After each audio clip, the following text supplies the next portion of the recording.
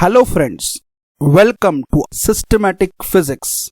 Here we will be guiding you for content of physics for boards, NEET and JEE. We have learnt what is dimensional analysis. Now there must be some applications of the same. Why it is being formed? It is formed for following applications. The uses of dimension analysis. The very first thing, to check the correctness of the physical equation. If anyone comes in front of you and tells you check this equation, you can check whether it is physically correct or not by using the dimensional analysis. How? In any equation relating different physical quantities, if the dimensions of all the terms on both the sides are the same, then the equation is said to be dimensionally correct. This is called the principle of homogeneity of dimensions. Consider first equation of motion. You know what are the first kinematical equations, you know, right? The first equation of the motion is V is equal to U plus AT. Now there are three terms. You can see V, U and AT, and there are four parameters: V, U, A and T. What is V? V is a final velocity. What is U? U is the initial velocity. A is an acceleration and T is time.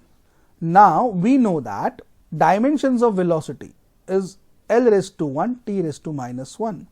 Dimensions of U, even that is velocity, so the dimension would be L raised to 1, T raised to minus 1. Dimensions of AT are L raised to 1, T raised to minus 2 into T, that becomes L raised to 1, T raised to minus 1. Do you see all the terms which are used in this equation, that is V, U and AT as a one term, have same dimensions? That means dimensions on LHS is equal to the dimensions on the RHS. Therefore, the above equation is dimensionally correct. You may check for remaining two kinematical equations as a homework. Number 2, to establish the relationship between the related physical quantities. For example, the time period T of oscillation of a simple pendulum depends on length L and acceleration due to gravity G. Let us derive the relation between T, L and G. Now, T is dependent on L, but you don't know on what power of L. So, I shall say that T is directly proportional to L raised to small a, and T is directly proportional to G, that is acceleration due to gravity whole raised to B. T is proportional to L, T is proportional to G, so obviously T is directly proportional to product of L and G. That is, T is directly proportional to L raised to A and G raised to B. Now, since there is a proportionality, there has to be some constant. So, T is equal to K L raised to A into G raised to B, where K is a constant of proportionality and it is a dimensionless physical quantity, and A and B are rational numbers. Now, take dimensions on both the sides. So, what I get? T dimensions, you know, that is M0, L0, T raised to 1. Dimensions of L are L raised to 1, whole raised to A. Dimensions for G, that is acceleration due to gravity. So, the dimensions are L raised to 1, T raised to minus 2, whole raised to B. So, when I open this bracket, now the base is same, the power would be what? Added.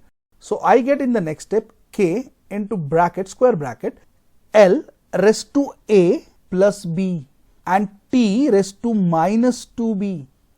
Now, I have said in the beginning, with the powers of A and B, this equation is dimensionally correct. That means I can compare the dimensions of L and dimensions of T on both the sides. So, if I compare those dimensions, I get A plus B is equal to 0, which gives me A is equal to minus B, and minus 2B is equal to 1. So, my B becomes minus half. So, my A becomes minus of minus half. So, A is what? Half. I put A and B both the values in the equation which I consider, that is T is equal to K L raised to A and G raised to B. So, what I get it as? T is equal to K L raised to half into G raised to minus half. If you simplify that, you get T is equal to K square root of L by G. Now, if you write till here, you will get full marks in the college. But if you know what is the value of K, then only you go for the next step. The value of k is determined experimentally and is found to be 2 pi. So t is equal to 2 pi square root of L by G.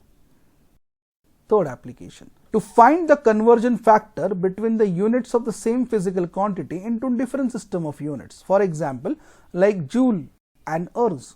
Both are unit of what? The work done or energy. But one is a SI system, that is MKS, and other is what? In CGS. So we need to know what is the relation between them. So first of all, I'll assume that 1 joule is equal to X erg. The dimensional formula for work is known to us, m raised to 1, L raised to 2, T raised to minus 2. Substituting in the above equation, we can write m raised to 1, L1 raised to 2, T1 raised to minus 2 is equal to X into m2 raised to 1, L2 raised to 2, T2 raised to minus 2. Now understand, this thing is very important. My m1, L1, T1 are in SI system, that is kg meter and second, and my m2, L2 and T2 are in CGS system, that is gram centimeter and second. So m1 is kg, I write it as, m2 as gram, L1 is meter, L2 is centimeter, and time T1, T2 both are in seconds. Now you know the conversion. 1 kg is equal to 10 raised to 3 grams. So gram gets cancelled. So you get only 10 raised to 3. 1 meter is equal to 10 raised to 2 centimeter. Centimeter from numerator and the denominator gets cancelled. So what I am left with is x is equal to 10 raised to 3 into 10 raised to 4. From where I got 10 raised to 4? Because I had 10 raised to 2 in the numerator. Square of that becomes 10 raised to 4. So 1 joule is equal to 10 raised to 7 ergs. Similarly, this one example can be solved. You can read this example. A calorie is a unit of heat and equals 4.2 joules, where 1 joule kg meter square second square. A distant civilization employs a system of units in which the unit of mass, length and time are alpha kg, beta meter and gamma seconds. Also J is their unit of energy. What will be the magnitude of calorie in their units? 1A is equal to alpha kg, 1B is equal to beta meter and 1C is equal to gamma seconds. I know 1 calorie is equal to 4.2 joules. Now 4.2 joule is kg meter square second raised to minus 2, which I have read in the problem if you remember. So obviously 4.2 A by alpha, B by beta, C by gamma. Now all these conversion factors are known to you. So when I expand this particular bracket, I get it as 4.2 gamma square upon alpha beta square A B square C square. Now A B square C square is my joule. So what I get is, in the new unit of calorie is 4.2 gamma square upon alpha beta square into joule. Now there are some limitations of dimension analysis. First, the value of dimensionless constant can be obtained with the help of experiments only. You cannot obtain them with the help of dimensional analysis, which we have seen in the examples. Dimensional analysis cannot be used to derive relations involving trigonometric, exponential and logarithmic functions, as these quantities are dimensionless. This method is not useful if constant of proportionality is not a dimensionless quantity. For example, if you see the Newton's law of gravitation, F is directly proportional to m1 m2 upon r square. The constant of the proportionality is capital G, which is not dimensionless. So you cannot use the dimension analysis for this. Fourth one, if the correct equation contains some more terms of the same dimensions, it is not possible to know about their presence during the dimensional equation. For example, with standard symbols, the equation S is equal to half AT square is dimensionally correct. But if you see mathematical presence of this is wrong, because the actual equation is S is equal to UT plus half AT square.